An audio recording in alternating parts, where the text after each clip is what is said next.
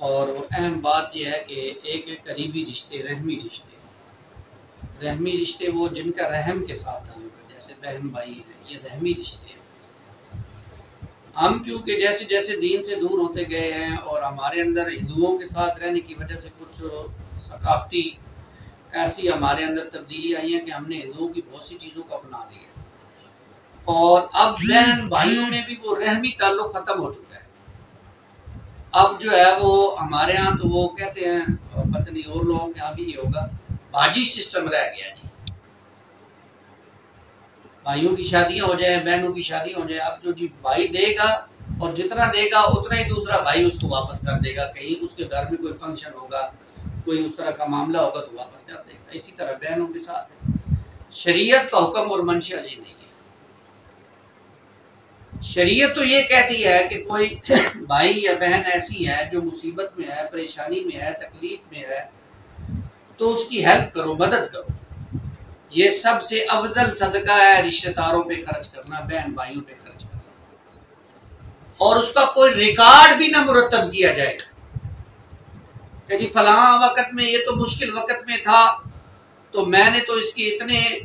پیسوں سے یا اتنی سامان سے اس کی مدد کی تھی، اور اس پر یہ رکھوں کہ کل میرے اوپر بھی مشکل آئے گی تو یہ اتنی میری مدد کرے گا۔ یہ تو یوں سمجھیے کہ ایک گھٹیا فعل ہے جو ہمارے ہاں جاری ہے، اور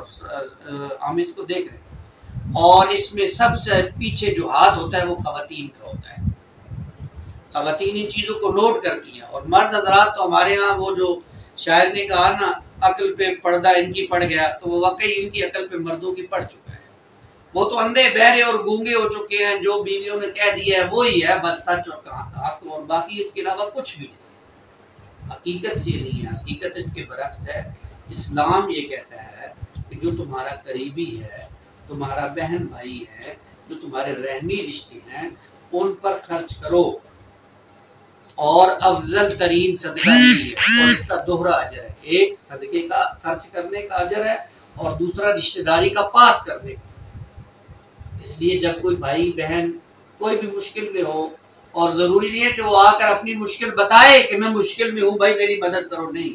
بہن بھائیوں کا یہ کام نہیں ہوتا کہ وہ بندے کا انتظار کرے، اچھا میرے کو لائے گا تو پھر دیکھیں گے، نہیں،